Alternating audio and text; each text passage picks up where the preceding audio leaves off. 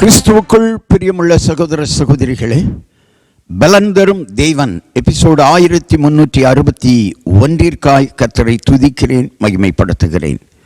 இந்த நாளிலும் நீதிமொழிகள் 13ஆம் அதிகாரம் 15வது வசனத்தை நான் உங்களுக்காக வாசிக்கின்றேன்.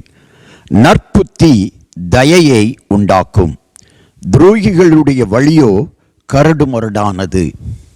நல்ல குணம் ஆண்டவரிடத்திலிருந்து, ஏன் மனிதர்களிடத்திலிருந்து கூட உங்களுக்கு தயை கிடைக்க செய்யும்.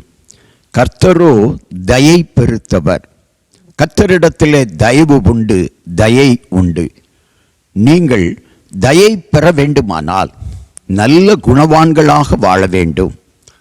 வேதம் சொல்லுகிறது, குணசாலியான ஸ்திரீ தன் வீட்டை கட்டுகிறாள் என்று சொல்லி.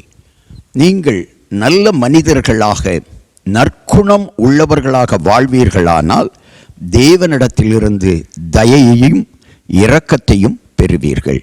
இரக்கமற்ற சூழ்நிலையிலே, இரக்கமற்ற மனிதர்களுக்குள்ளே வாழ்ந்து கொண்டிருக்கிற என் அன்பு சகோதரனே, சகோதரியே, நீ இரக்கம் பெறுவதற்கு, தயை பெறுவதற்கு உன் குணத்தை நற்குணமாய் மாற்றிக்கொள். கண்களை மூடி ஜெபிக்கலாம். எங்களை நேசிக்கிற நல்ல தகப்பனே, யார் யார் நற்குணவாசிகளாக வாழ்கிறார்களோ அவர்களுக்கு தேவனிடத்திலிருந்து தயை கிடைக்கும் என்று வேதம் சொல்லுகிறது. உங்கள் வாழ்க்கையில் இரக்கம் கிடைக்கவில்லையா? உன் வாழ்க்கையை சீர்தூக்கிப்பார். உன் குணத்தை நற்குணமாக மாற்றிக்கொள். தேவ தயவு உனக்கு கிடைக்கும்.